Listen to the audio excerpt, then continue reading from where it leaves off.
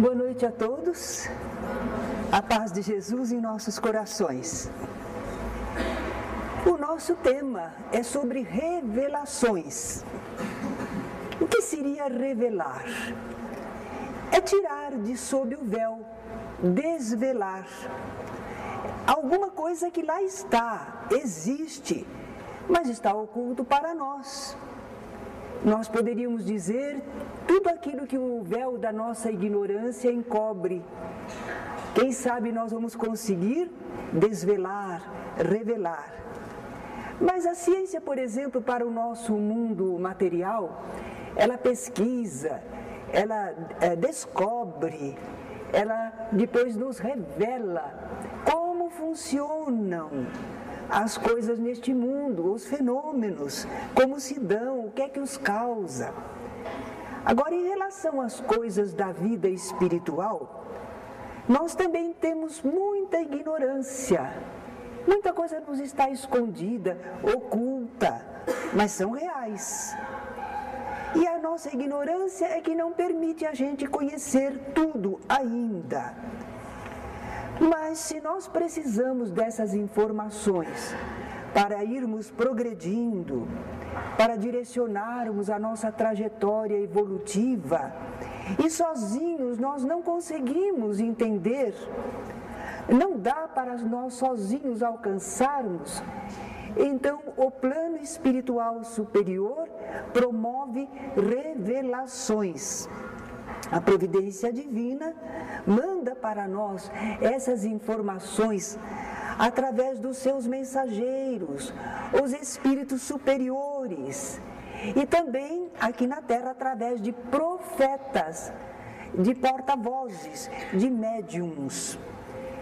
Essas revelações das coisas espirituais, elas sempre estão fundamentadas em verdades. Não podem ser revelações falsas.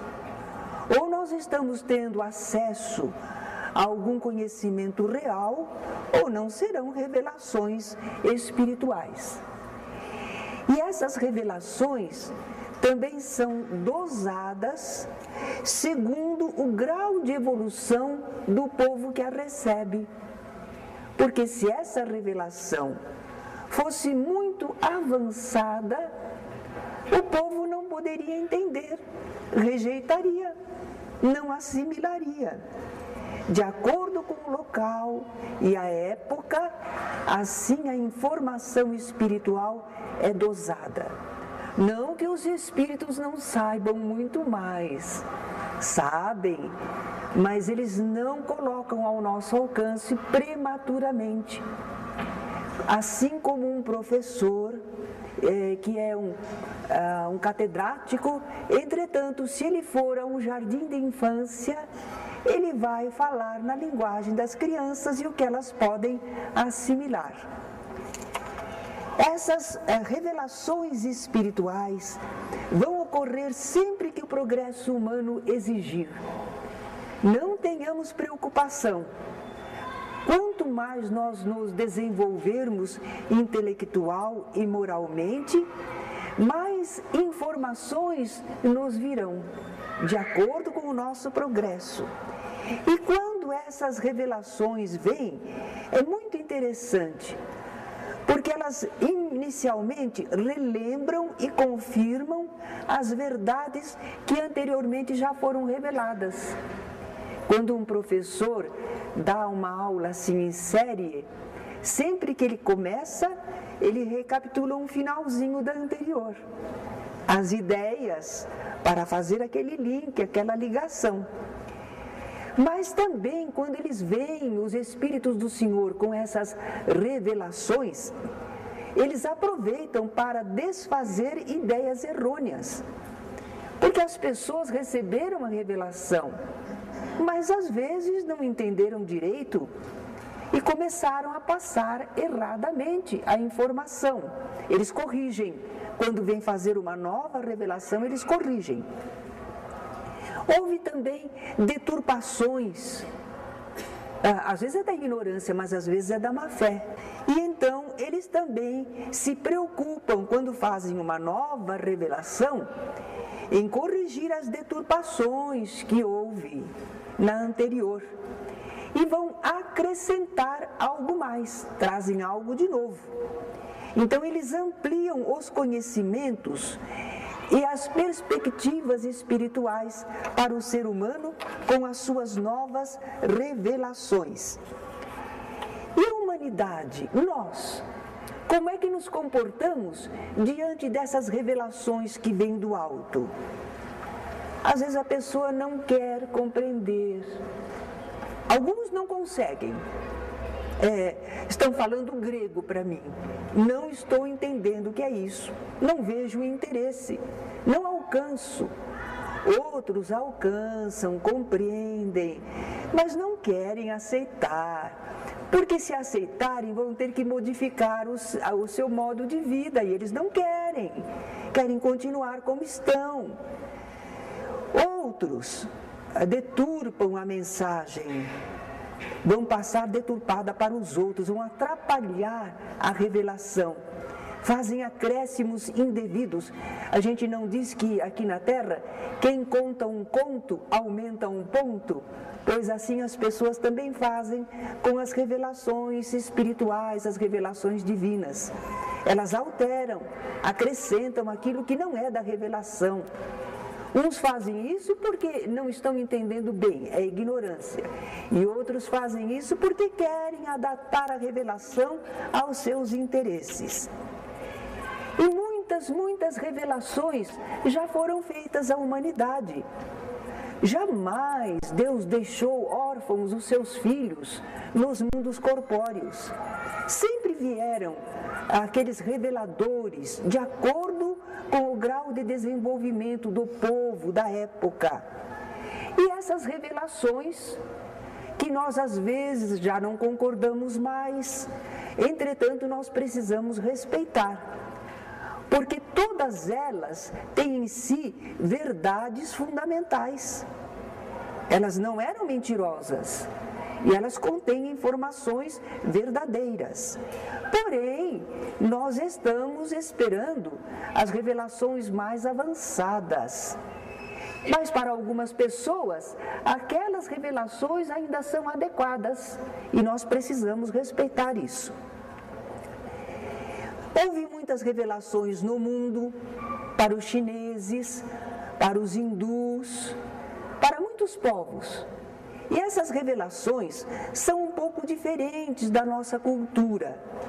Então nós vamos mencionar 3 revelações que para a nossa educação, nossa cultura judaico-cristã, elas apresentam uma continuidade, uma sequência. São essas revelações: mosaísmo, cristianismo e espiritismo. Vamos ver essa primeira revelação, a de Moisés. Mais ou menos é de 1300 anos antes de Cristo. É bem antiga, não é? Bem antes de Jesus. E de Jesus para cá nós temos 2000 anos. Então essa primeira revelação que nos interessa estudar, ela tem 3300 anos mais ou menos. É bem antiga. Moisés. Eu acredito que a maioria de nós, por causa da nossa formação judaico-cristã, a maioria de nós aprendeu a história de Moisés, não é? Que está na Bíblia. Ele era hebreu, israelita, mas ele nasceu no Egito.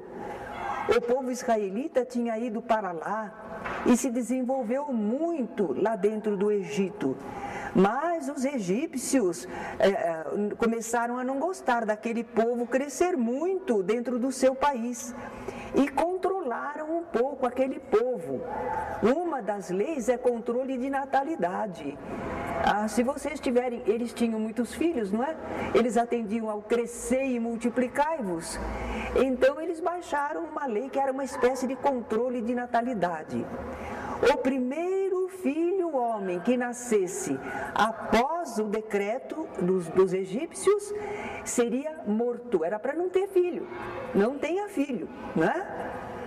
E, entretanto, Moisés nasceu depois desse decreto. Ele ia ser morto. Ele não era o primeiro homem, filho homem da família dele, mas era o primeiro que nasceu depois do decreto, não é? Então ele iria ser sacrificado. Mas a mãe dele fez uma cestinha, vedou bem, não é? Colocou o menininho ali e mandou levar. Onde? Lá nas águas do rio Nilo, onde a princesa egípcia se banhava. E a princesa gostou do menininho e como que adotou como filho, porque ela o criou lá no palácio do faraó, com toda a boa educação, com todas as regalias. Mas Moisés sabia que ele era israelita, ele tinha contato com a família dele. E uma vez ele viu um soldado egípcio maltratando um israelita, e ele não resistiu, agrediu o soldado e o matou. Aí ele precisou fugir, teve que fugir para muito longe. E lá longe, ele recebeu uma ordem divina. Como é que ele pôde receber essa ordem divina? É porque ele era profeta, ele era médium, ele era um porta-voz divino, não é? E ele recebeu a ordem. Qual era a ordem mesmo? O que ele tinha que fazer? Quem lembra? É libertar o povo dele, que eles achavam que aquilo era um cativeiro, não é? Libertar o povo de Israel e levá-lo até uma terra prometida, Canaã, não é? Então ele assumiu essa liderança, ele conseguiu retirar o povo dele daquela situação e ficou peregrinando com o povo cerca de 40 anos pelo deserto. Isso foi muito necessário, porque o povo estava amolentado, misturado com muitos costumes, e para ter aquele sentido de povo, de união, eles precisavam estar sozinhos e dependentes só deles mesmos. Então 40 anos peregrinaram pelo deserto, até que eles conseguiram encontrar a Canaã prometida e conquistá-la. Eles dizem que Deus deu aquela terra para eles. Deu nada, eles brigaram por ela, eles batalharam por ela, não é? Fizeram guerra por ela. Bem, como aquele povo que ele libertou daquela espécie de escravidão, Moisés se tornou um líder. Eles reconheciam a liderança de Moisés. E como líder, ele precisava organizar aquele povo, ele teve que fazer leis. E essas leis estão em 5 livros básicos, que são chamados, portanto, Pentateuco. Gênesis, Êxodo, Levítico, Números, Deuteronômio. É interessante que o Espiritismo também tem 5 livros básicos, não é? A gente diz o Pentateuco Espírita. Essa lei que Moisés decretou para o povo israelita, pelas quais eles se guiavam, tinha um aspecto duplo. Havia uma lei que vinha do alto e havia outra lei que era Moisés que decretava. Só que ele dizia que Deus é que mandou, porque senão o povo não obedeceria, não é? Bem, da lei divina daqui a pouco nós vamos falar. O decálogo, os 10 mandamentos. Essa parte divina da lei de Moisés, ela vale para sempre, não vai perder o valor. Mas a lei civil ou disciplinar que Moisés fez para dirigir o povo era sobre hábitos de higiene, regulava os direitos e deveres de cada um, procurava evitar mescla de costumes com outros povos. Então as leis de Moisés, ele homem, algumas são moralmente boas, mas há outras que não são, não. São de acordo com a época. São medidas drásticas, daqui a pouco nós vamos ver. Agora, como médium, como profeta, ele continuava recebendo as instruções do mais alto para guiar o povo israelita. Moisés, então, foi aquilo que nós poderíamos reconhecer como um chefe político, civil e militar também. Ele era tudo, né, para aquele povo. E ele era muito zeloso da unidade nacional e da unidade de religião do seu povo. Mas querem ver como as ordens dele nem sempre estavam de acordo com as ordens do alto? Dentro da Bíblia, nós vamos encontrar uma lei de Moisés. Uma viúva que não teve filhos, o marido morreu e não deixou descendência. Tinha essa mulher o direito de pleitear, casar com o seu cunhado, um dos irmãos do marido. E naquela época, ele podia ter mais de uma esposa, cada homem, né? Então, mesmo que ele fosse casado, ela tinha direito a casar com ele. Por quê? Porque eles queriam formar um grande povo para Jeová, ter muitos filhos, crescer e multiplicai-vos. Então, como ia ficar uma mulher em idade fértil, sem ter filhos para o povo de Israel? Tinha a mulher o direito de pleitear, casar com o seu cunhado, para que ela tivesse a descendência, não é? Mas e se o homem não quisesse casar com ela? Ele passava por uma cerimônia que era de humilhação. Eles iam chamar daí em diante a sua família a casa do descalçado. Eles tiravam o calçado da pessoa. Mas e daí? Para nós não significa nada, para eles era terrível. Significava, este homem não quis contribuir para a grandeza do povo de Israel. Ele ficava apontado, não é? Agora imagine se nós vamos seguir essa lei hoje.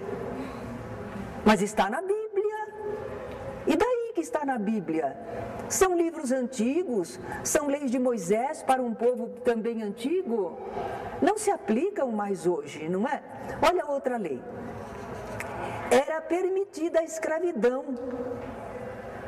Um pai podia vender seus filhos como escravos. Fazia um bom dinheirinho. E também quando ele estivesse devendo e não pudesse pagar, ele podia vender a si mesmo, a sua família, para pagar a dívida. Já imaginaram? Quanta gente que está devendo aí, né? Já imaginou? É lei que está na Bíblia, mas a gente não segue mais. Segue?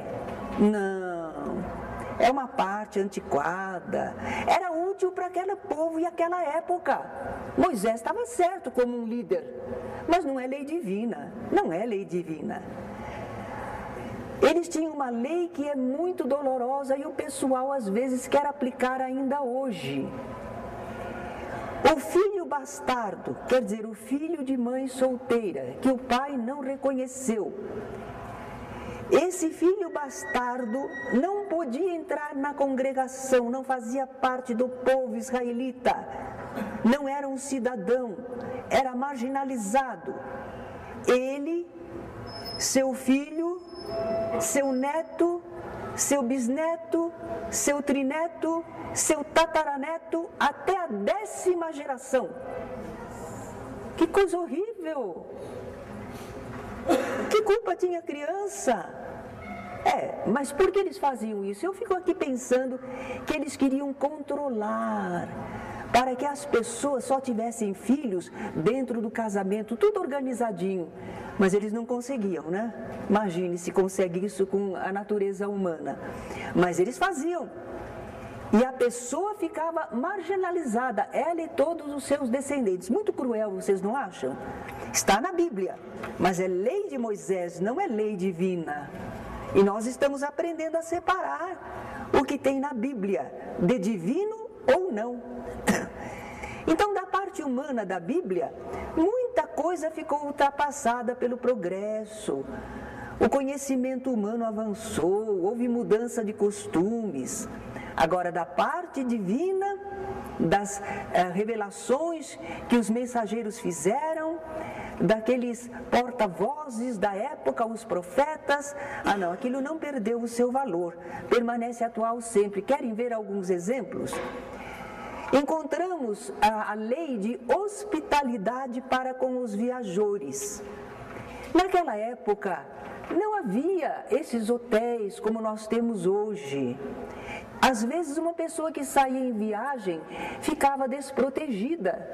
Não tinha o que comer, onde repousar, onde se proteger. Então havia essa ordem que vinha do alto, veio por inspiração do alto, que era um dever hospedar os viajores. Jesus conta uma parábola de um homem que recebeu um hóspede dentro da noite e foi pedir ao vizinho, né, que lhe desse alguns pães para atender o seu hóspede, porque era dever a hospitalidade. Não oprimir a viúva, o órfão, o estrangeiro e o pobre. Naquele tempo, a mulher não tinha profissões como hoje, não podia trabalhar como agora. Ficou viúva, ficou na indigência, ficou ao Deus dará. Então era para não oprimir a viúva, procurar ajudar, o órfão também. E o estrangeiro da mesma maneira, num povo estranho, se não houvesse amparo, e o pobre igualmente. Então vejam que leis maravilhosas que eram recebidas através dos profetas, leis corretas, vinham do mais alto. Outra que nós podemos citar é: Deus prefere misericórdia e não sacrifício. Jesus iria repetir isso: misericórdia quero e não sacrifício. Não agrada a Deus que nós estejamos matando animais ou pessoas ou nos flagelando para agradá-lo. Deus não se agrada com isso. Ele quer o bem de todos, não é? Mas já estava lá a informação entre os israelitas, vinda do alto. Ezequiel também diz assim: olha, o justo não paga pelo pecador. Porque até hoje, quando nasce uma criança com problemas numa família, os adversários daquela família, se não tem compreensão, falam: bem feito, hein? Deus tarda, mas não falha, hein? Olha aí, o filho que teve. É um engano. O filho não paga pelos defeitos do pai. Mas alguns israelitas pensavam assim. E Ezequiel, o porta-voz divino, o médium, transmitiu do alto a informação: não, Deus é muito justo, cada pessoa recebe pelos seus atos. E Deus sempre perdoa, dá recuperação ao pecador que se arrepende. Então nós estamos vendo que quando as informações eram de origem espiritual superior, elas não mudaram, elas valem para sempre. Mas o que era a lei de Moisés e que o povo pensa que ainda deve seguir, essas se modificaram com o tempo. Vamos ver o decálogo, os 10 mandamentos? Ele foi ditado por Deus a Moisés. Será? Espera um minutinho, meu bem, não põe ainda. Deixa eu ver onde você está. Eu ia começar. O decálogo? Pode ser. Isso. Então, costumamos dizer que Moisés recebeu esse decálogo por ditado divino. Alguns até representam que veio como um raio, né, e escreveu nas pedras. Será que foi escrito assim milagrosamente? Não, nós não vamos tirar a autoridade do relato bíblico, porque pode haver um fenômeno de efeito físico e produzir isso. Entretanto, os 10 mandamentos já existiam em povos antigos. Na religião bramânica, nos textos mágicos da Síria, no livro dos mortos, lá no Egito. E Moisés não foi criado? No palácio do faraó, ele devia conhecer. No livro dos mortos já estão esses 10 mandamentos, mudando um pouquinho as palavras, mas são as mesmas recomendações. No famoso Código de Hammurabi, cerca de 700 anos antes de Moisés, lá já estavam a lei das 10 tábuas. Só que Moisés ainda pôs assim uns pequeninos detalhes que um historiador achou que eram infantis. Mas basicamente as mesmas leis já estavam naqueles povos antigos. E ao menos uma parte desses mandamentos Moisés deveria conhecer. Vamos ver como está na Bíblia, como Moisés colocou no livro Êxodo os 10 mandamentos. E vamos comparar com o catecismo católico. E a nossa intenção não é criticar nem desmerecer, é conhecer. É conhecer. Então vamos ver lá. Pode colocar. Agora pode. Primeiro mandamento: não terás outros deuses diante de mim, porque havia povos idólatras na ocasião. E os israelitas só tinham que adorar Jeová e não outro Deus. Por isso que eles recomendavam: não terás outros deuses diante de mim.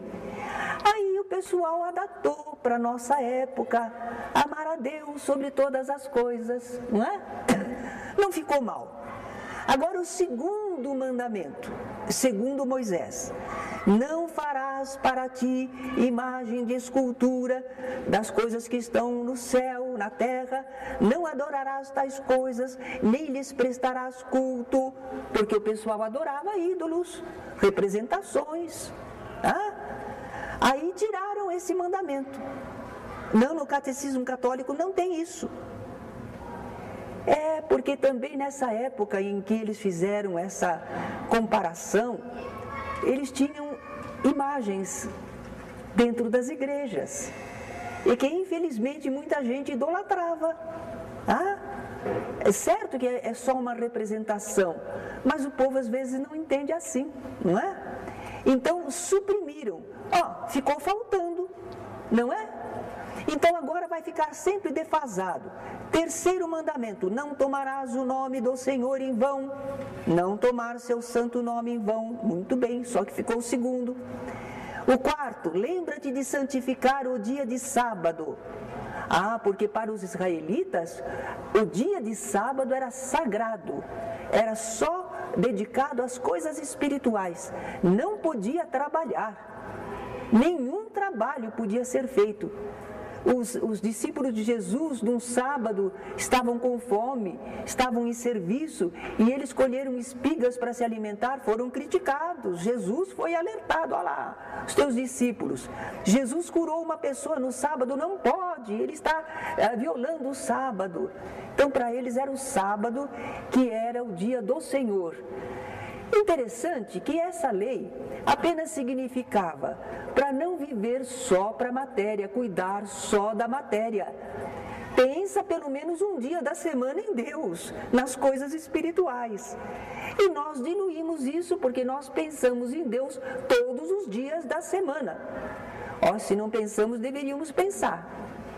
Porque todo o nosso tempo vem de Deus, é para Deus.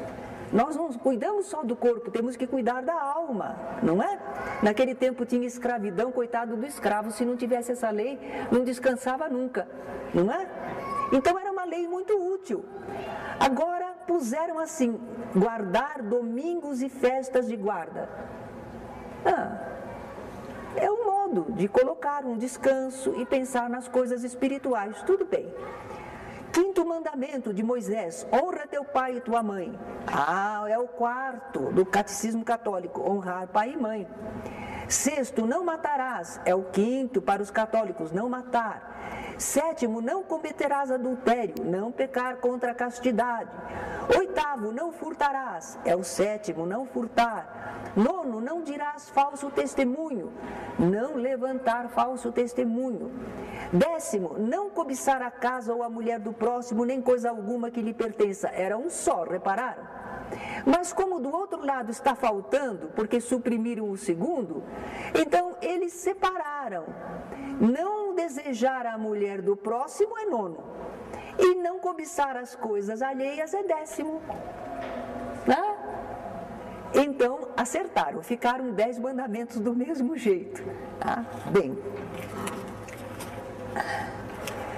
a revelação através de Moisés teve uma característica principal. Quando a gente lê, a gente vê sempre aquele Deus poderoso, justiça divina. Essa é a tônica de toda a revelação de Moisés. Mas mesmo Moisés, ele deu o anúncio de uma continuidade, uma sequência na revelação futuramente, porque as informações espirituais já acabaram. É só isso? Não, vem mais. conforme o progresso da humanidade. Então ele já anunciou que Moisés e outros profetas do Velho Testamento anunciaram que viria o Messias, o Cristo, o Salvador para o povo de Israel, se eles cumprissem aquilo que já fora revelado, as leis que eles já haviam recebido. E realmente lá veio a segunda revelação, a do Cristo, há 2000 anos. Jesus trouxe novos ensinos, adequados aos novos tempos. E quando ele começou a falar dos ensinos, algumas pessoas acharam que Jesus estava desrespeitando a lei mosaica, que estava modificando a lei, revogando a lei. Jesus se justificou. Não cuideis que vim revogar a lei ou os profetas. Não vim para revogar, vim para cumprir. Ele afirmou, é mais fácil passar o céu e a terra do que cair um tio, um acento da lei. Porque a lei divina, essa lei de Deus que rege os mundos, a vida dos seres, ela é imutável. Ela não muda e ela será cumprida integralmente. Nós, os seres humanos, os criados por Deus, é que devagarinho vamos começando a entender qual é a lei divina, como devemos agir, não é? Mas ela não muda, a lei continua a mesma. Nós é que vamos modificando, nos aperfeiçoando. Como Jesus fez em relação à revelação anterior? Ele mostrou o verdadeiro sentido. Lembram que nós falamos que às vezes o pessoal deturpa, não entende? E Jesus então mostrou o verdadeiro sentido, corrigiu distorções.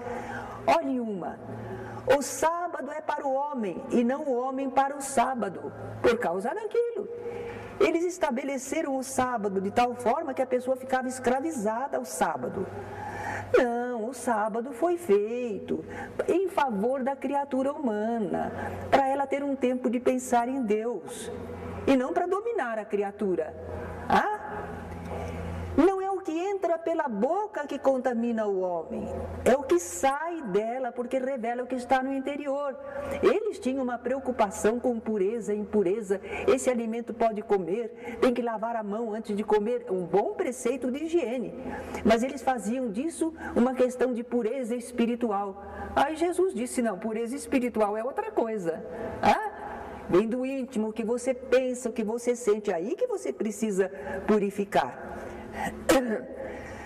Jesus também desenvolveu e adaptou a revelação anterior ao grau de adiantamento moral agora da humanidade. Eles tinham aprendido assim: amarás ao teu próximo e aborrecerás ao teu inimigo. Quer dizer, você gosta do amigo, mas não gosta do inimigo. Jesus mudou, não mudou? Ele falou para amar até mesmo ao inimigo, fazer o bem, orar por ele. Mudou ou não mudou? Mudou. Ele avançou, ele desenvolveu, porque as pessoas até ali já tinham aprendido a corrigir certos costumes. Agora ele vem com outro chamado, um pouco mais adiante. Ele informou melhor sobre a vida futura, penas e recompensas após a morte. Ele contou uma parábola do rico e do Lázaro, estão lembrados? Ele mostrou a diferença de situação no plano espiritual, na continuidade da vida, de acordo com aquilo que a pessoa viveu aqui na terra. Porque entre os israelitas havia, por exemplo, os saduceus, que não acreditavam em ressurreição, em continuidade de vida. Morreu, acabou. E Jesus veio e afirmou que a vida continuava e que a justiça divina se fazia. Ele falou com o Nicodemos, o doutor da lei, sobre reencarnação. Já havia essa ideia lá entre os israelitas, mas estava escondida, não estava bem compreendida, e Jesus então reeditou a mensagem. Jesus deu nova e melhor ideia de Deus. Como era o Deus de Moisés? Terrível, ciumento, vingativo, cruel, implacável, injusto, exclusivo do povo israelita. Só para o povo israelita, os outros eram gentios, estrangeiros. Ele impunha o modo como queria ser adorado. e qualquer inobservância que as pessoas fizessem, ele se ofendia. Punia e recompensava só com os bens da terra. A glória e felicidade era poder escravizar os outros povos e ter descendência numerosa. Dominar na terra. Era assim que eles entendiam. E como é o Deus revelado por Jesus? É clemente, soberanamente justo e bom, cheio de misericórdia. Ele perdoa o pecador arrependido e dá a cada um segundo suas obras. Ele é pai não só dos israelitas, é do gênero humano todo. A todas as criaturas ele protege e chama a si. Ele não quer ser temido, ele quer ser amado. Além de modificar a ideia de Deus, Jesus resumiu toda a lei e simplificou, porque eles tinham tornado a coisa tão complicada, que só os doutores da lei sabiam o que era certo e o que era errado. Mas Jesus simplificou para o povo. Amar a Deus sobre todas as coisas e ao próximo como a si mesmo. Eles já tinham essa lei, esse ensinamento, mas estava soterrado, sufocado, e Jesus ressaltou. Aí estão toda a lei e os profetas. Amar a Deus e ao próximo. Jesus também mudou, porque o decálogo, repararam? Não fazer isso, não fazer aquilo, não fazer aquilo outro, não. Jesus mudou. Tudo quanto quereis que os homens vos façam, fazei-o vós a eles. Faça. Seja generoso, perdoe. Ele mudou o enfoque de negativo para positivo. Mas o mais importante é que Jesus exemplificou tudo que ele ensinou. Porque na Terra nós tivemos muitas revelações e muitos reveladores. Mas Jesus, ele não só falou, ele fez, ele viveu. Ao longo de toda a sua vida, na sua morte e no seu ressurgimento espiritual, ele sempre exemplificou essa lei divina que ele estava revelando à humanidade. Principal característica da revelação do Cristo, o amor. Mas ele também fez um anúncio de uma continuidade na revelação futuramente. Naquela ceia pascual, ele disse aos seus discípulos: muitas coisas tenho para vos dizer, mas não as podeis suportar agora. Ainda não era tempo. Precisava aguardar o amadurecimento da alma humana, o progresso da ciência. Não adiantava querer falar muita coisa a mais. Se me amais, guardai os meus mandamentos. E eu rogarei ao Pai, e Ele vos enviará outro Consolador, a fim de que fique eternamente convosco. Esse outro Consolador, que não é Jesus, também não é uma pessoa, o Espírito de verdade, olha lá, é mensageiro espiritual, não é alguém corpóreo não, que o mundo não pode receber. Por que não pode? Porque não o vê e absolutamente não o conhece. Não é o que acontece com a maioria das pessoas? Eu só creio naquilo que eu vejo e naquilo que eu toco. Eu não vejo, eu não toco, eu não creio. Não é? Mas quanto a vós, os discípulos, conhecê-lo-eis, porque ficará convosco e estará em vós. Eles até já trabalhavam com a mediunidade, não é? Eles intermediavam os espíritos. Porém, o Consolador, que é o Santo Espírito, não é qualquer Espírito, é Espírito Santo, Espírito bom, Espírito de luz, que meu Pai enviará em meu nome, vos ensinará todas as coisas, olha as revelações, e vos fará recordar tudo o que vos tenho dito. Evangelho segundo o Espiritismo. Está recordando tudo que Jesus falou, mas naturalmente colocando mais atualizado, não é? Tirando as deturpações. Então a gente conhece a mensagem do Cristo, o pensamento dele. Bem, meados do século XIX, progresso científico, evolução das ideias, tolerância maior para todas as formas de pensamento, visão mais cosmopolita e universal. Busca do entendimento dos fatos pela razão. Lá na França até entronizaram a razão, não é? Agora abriu um campo novo. O ambiente humano está favorável a uma nova revelação. E essa nova revelação, lá vem ela. Onde? Qual era o ponto mais desenvolvido de cultura na Terra naquela época? Não era Estados Unidos, não. Era a França. Então é lá na França que a mensagem, a revelação maior vai surgir, não é? A iniciativa é dos Espíritos, por isso é uma revelação. Os Espíritos do Senhor é que vêm, se manifestam, produzem efeitos físicos e intelectuais, chamam a atenção da humanidade para a realidade do Espírito, porque o objetivo é salvar a humanidade do materialismo e do egoísmo. Se não houver convicção de vida espiritual, o pessoal só pensa na matéria, e cada um por si. Fica todo mundo egoísta, então era preciso não deixar que a humanidade enveredasse por esse caminho. Estão desenvolvendo a razão, tudo bem, mas você precisa raciocinar sobre coisas espirituais também. Por isso os espíritos vieram nessa fase. Mas houve uma elaboração humana, porque Kardec codificou os ensinos, a doutrina dos espíritos, não é? Nós ainda hoje, olha, estudamos, depois nós vamos experimentar, exercitar as nossas faculdades, vamos entender, trabalhar com isso. Nós estaremos confirmando as informações dos espíritos para aceitá-las e vivê-las, não é? Então Kardec denominou a essa doutrina que os espíritos revelaram de espiritismo. E nós já sabemos os princípios que ela tem, não é? Precisamos seguir adiante, senão perdemos tempo.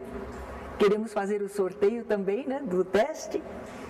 Então, o Espiritismo não revoga a lei divina revelada por Moisés e por Jesus.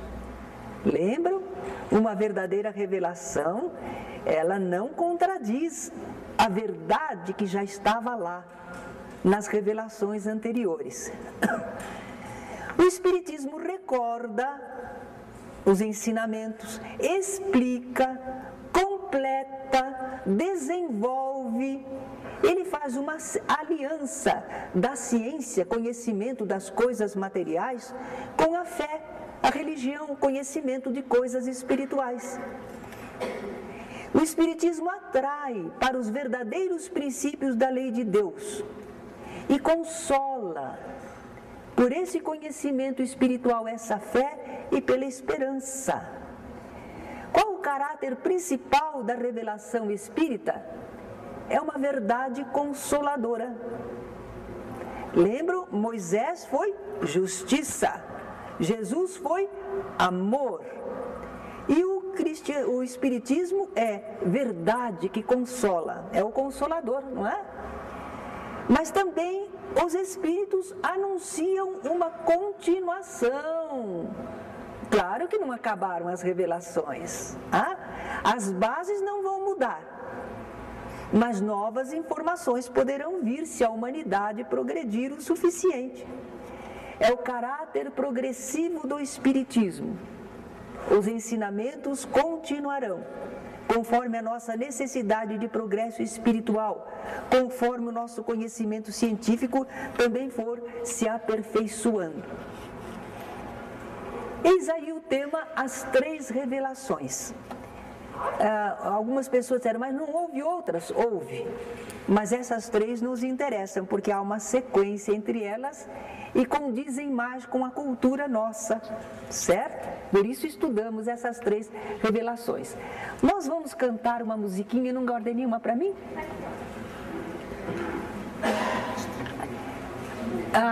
Álvaro Rosman era um senhor espírita lá de Ponta Grossa, no Paraná, e ele compôs lindas músicas para divulgar as ideias espíritas e o Evangelho.